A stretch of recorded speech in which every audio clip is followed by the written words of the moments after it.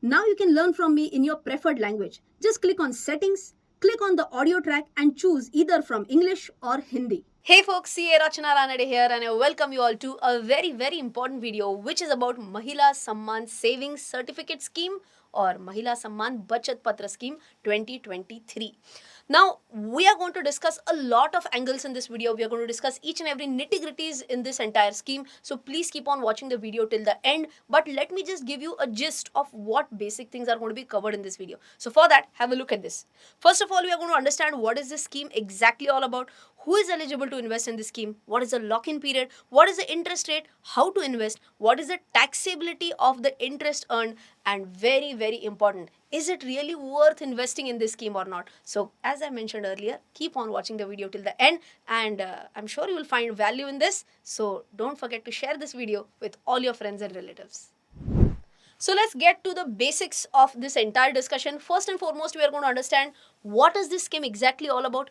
Second, we are going to understand who can invest in this scheme. And finally, we'll check out how much is the minimum amount that can be invested and how much is the maximum amount that can be invested, right? So let's get started with the basics. First thing is the name of the scheme, Mahila Samman Savings Certificate Scheme 2023. Mahila, of course, so we are going to understand that this is mainly intended for whom? For women, right? Number two, as the name mentions, it's a saving certificate, or in Hindi we say Bachat Patra. So here the whole intent is that women should be encouraged to save more and more and ultimately invest their money so that they can also achieve their financial goals. Second point is we were going to discuss who can invest. Of course, women, that's what we understand. But what is the age bar for that? There's no age bar. It could be a girl child, it could be a woman, it could be some senior citizen lady, anyone can invest. There is no age bar for that. Of course, if we are talking about minors, then their parents or their guardians would invest in their name. Simple. And last point that we want to check out is how much can be invested. So here the minimum amount that can be invested is 1000 rupees and the maximum amount that can be invested in this scheme is 2 lakh rupees. Now let's come to the next important point as to whether there is any lock-in period for this scheme or not. So just in case if you don't know what is that, let me give you a very simple example. Assume that some woman decide that she is going to invest in the Bachat Patra today. So what does she do? She transfers money from her bank account to the Mahila Samman Bachat Patra. Now 2 years from today is the lock-in period. Means what? Just as an example, let's say after 1 year she wants to withdraw the money. Can she do that? Oh. No. Why? Because there is a lock-in for that. But are there any exceptions to this? Answer is obviously yes. Under unfortunate scenarios, if she is detected with some life-threatening disease, then amount can be withdrawn. There is no restriction. Possibility number two, unfortunately, if if she dies, there's the death for the woman, then of course the nominee can withdraw the money. And there is one more exception, which is that after 1 year, if the woman wants to withdraw money, then she can withdraw 40% of the eligible amount to her bank account. But if she is required to do so, that means that she might not have done proper money management. And for that, I have a course on mastering money management. And if you want to learn that in simple English, then definitely register for this course. You can enroll for this course. You can use the coupon code CARRYT so that you can get some additional benefit. So this course will give you 7 steps towards financial freedom. So if you want to kickstart your journey, you can enroll now. Now let's understand a little bit more about the interest rates which are applicable for this scheme. Okay, the interest rate is 7.5%, but at the end of this section, you'll be like, oh, it's more than 7.5%, it's almost 7.71%. But how? For that, let's have a look at this table. Assume that a person had invested, a woman basically had invested 1 lakh rupees in this scheme. Now what happens is that because this scheme has a quarterly compounding system, interest will be calculated after the end of 3 months. So it will be calculated like 1 lakh ka 7.5% for 3 months. So that comes up to 1875. So now understand what happens. Now at the end of second quarter, again 7.5% interest will be calculated. But on what? On 1 lakh rupees? No. 7.5% of 1 lakh 1875 rupees, and that's how the magic of compounding starts.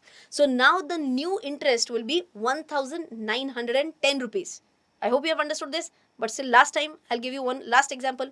At the end of the third quarter, again, 7.5% interest will be calculated on what? On 1 lakh? No, on the new principal, which is 1 lakh 3,785 rupees. So the new interest comes up to 1,945 rupees. So at the end of 2 years, by the same method now, if you go, you will get to know that at the end of 2 years, 1,16,022 is the maturity amount. So if you do a basic math, that if you had invested 1 lakh rupees for 2 years at the rate of 7.7%, then you will get this amount of 1,16,022. So basically, even if the scheme says the interest rate is 7.5%, the effective interest rate is 7.7% because of the magic of quarterly compounding. Now let's come to the next point as to how can you invest in this scheme. There are three possibilities. Possibility number one, you invest through a post office.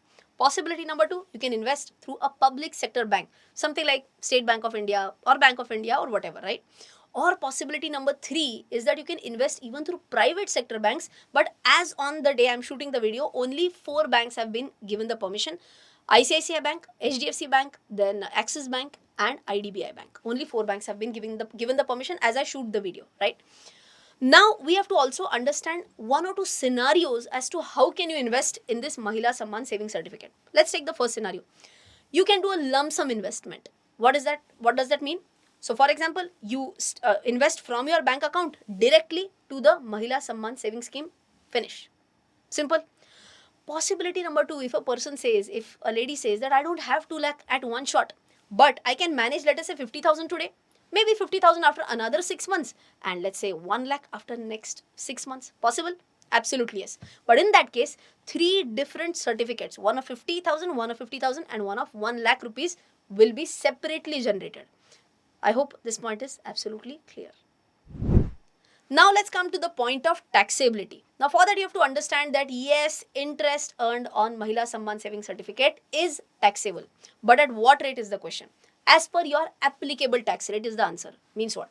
If you are fitting into the 30% tax slab, your interest will be taxed at 30%. If you fit into the 10% tax slab, whatever interest is earned, you will have to pay 10% of that. Then one more question arises is what about the TDS on that? So for that, you will have to check out the notification by the government. CBTT says that yes, this scheme will fit under section 194A. And as per this section, it mentions that yes, you will have to deduct tax at source if you are paying interest. But wait, there are certain exceptions. And for that, have a look at this. This one says that TDS need not be deducted where the amount does not exceed how much? 40,000 rupees.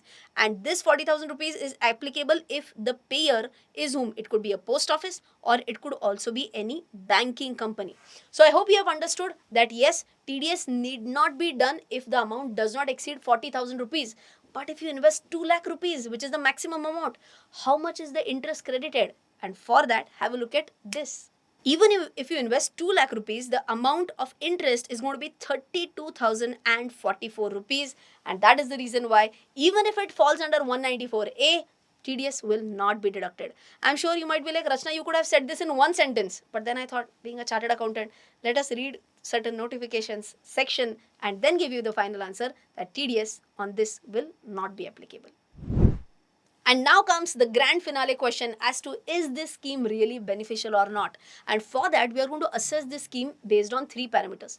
First one is safety, second one is liquidity, and third one is returns. But ideally, we should be comparing this scheme with something else, and that could be, let us say, a 2-year fixed deposit in State Bank of India. I should not be comparing it with an FD in a cooperative bank, right? It has to be a comparable investment. So first and foremost, safety. If you ask me, yes, both are safe. So let's give 1 point to both of these schemes. Point number 2 is liquidity. Now here I think an FD will win. Why? Because I can withdraw at any point in time I want. It will incur certain charges, agreed, but a premature withdrawal for FD is allowed. But if you remember, in this scheme, Mahila Samman Bachat Patra scheme, premature withdrawal is not allowed. 2 years lock-in period is there, and even after 1 year you are only allowed to withdraw 40% of eligible amount, right? So here FD has won. But let's come to the third parameter, which is returns. Now if I give you the current rates in SBI for a 2-year FD, 7% is the rate of interest, and even if you compare it with other public sector banks, Other public sector banks give lower than 7% rate. So 7% is highest. But if you're talking about Mahila Sanman Savings Certificate, the rate of return is 7.5%. And if you remember, quarterly compounding it is 7.7%. So here the winner clear cut is Mahila Sanman Savings Scheme. But wait, there's one more point which is involved here. That is called as a reinvestment risk. What does that mean? If you remember, I told you that if certain lady says that, okay, today I want to invest 50,000 at what rate? 7.5%. Even if she invests after 6 months, the rate is locked. Rate is going to be 7.5%. But if I compare this with a fixed deposit with SBI, then today assume the rate of interest is 7%. But after 6 months, if the rate drops to 6.8%, she will have to invest at 6.8%. That is nothing but reinvestment risk, which is not there for Mahila Sanman Savings Scheme. And that is why definitely here again Mahila Sanman Savings Scheme wins, and that is the reason why I personally believe that yes, it's a good scheme to invest money in. What? Have I invested? Of course, I have invested in this scheme. Entire 2 lakhs rupees I have invested. So if you feel, based on whatever I taught you today, if you feel that this scheme is beneficial, then don't forget to invest in this scheme. Take that as your homework, and don't forget to share this information with your friends as well. If you want to learn more concepts about money management, click here. Till then, take care. Jai Hind and bye-bye.